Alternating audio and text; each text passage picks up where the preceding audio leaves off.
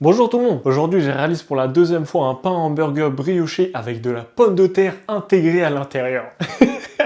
Je sais pas si vous vous rendez compte de la dinguerie, il y a de la pomme de terre dans le pain, une dinguerie. Je sais pas, moi quand j'ai appris ça, j'ai rigolé mais tout seul devant mon écran comme un gamin.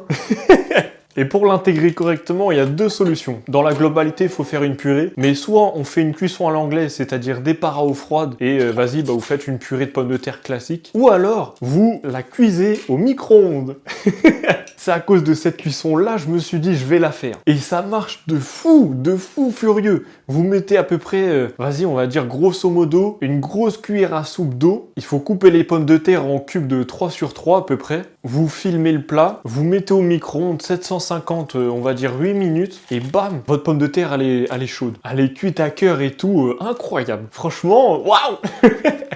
Et le point positif de cette cuisson-là, c'est que la pomme de terre, elle absorbe très peu d'humidité. C'est-à-dire que quand vous allez cuire votre pain dans le four, etc., toute l'humidité, il va rester à cœur. Ce qui va vous rendre un pain ultra moelleux et très humide. Et ça, c'est génial. Si vous avez jamais testé, faites-le, c'est...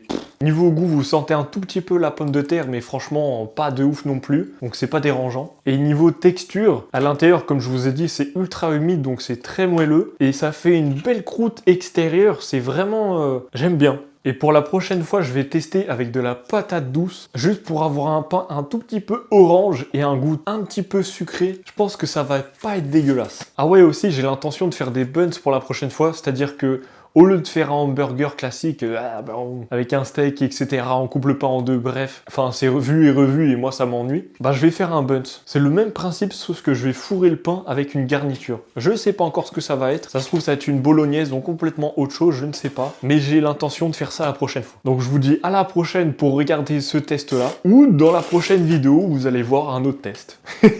Sur ce, je vous laisse, bye.